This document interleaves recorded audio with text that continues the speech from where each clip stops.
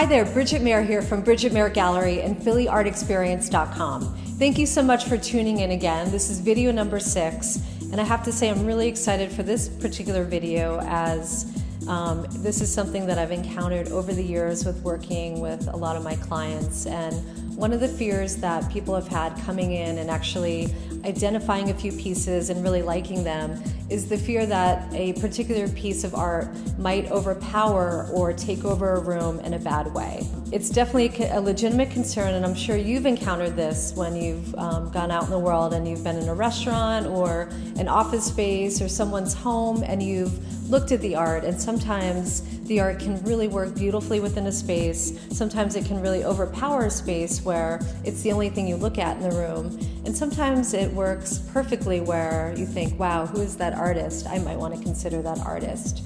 So there are so many ways to think about what particular piece that you might want to buy and how it might fit in with your room or your decor. Over the years, I've worked with a lot of interior designers and architects on various projects, and often the starting point is to think about a palette. For example, I'm currently working on a hotel project here in Philadelphia with a local interior designer, and they just sent me over a palette, the palette for the room, what the colors are going to be, what the textures will be in the room.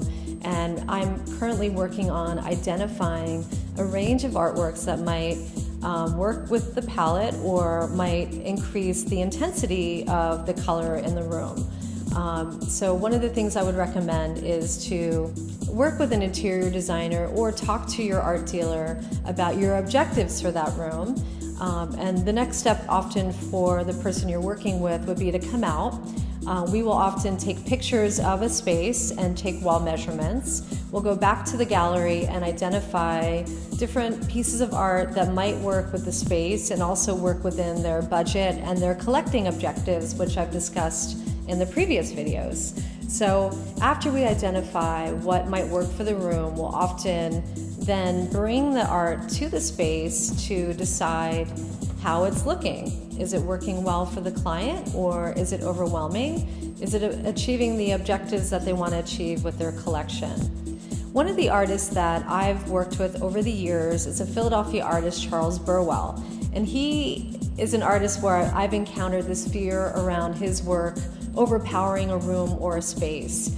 These are Charles's pieces that we have on display for the benefit show. And the thing with Charles's work is that there's a lot of color, there's a lot of layering, and the works are really intense. He's working with iconography from design and science, and oftentimes people worry that these particular paintings will overpower their room. So what I've found is that a great piece of art can often complement the design where they work together in conversation and both enhance each other. So I would say, don't be afraid to step out of your comfort zone, to have a piece of art brought into your space where you might be a little uncomfortable with how it might look, and really just see how it fits in with what your objectives are within art collecting. I hope this has been helpful, and I look forward to, again, showing you our benefit show. And thank you for listening, and I'll see you for the next video.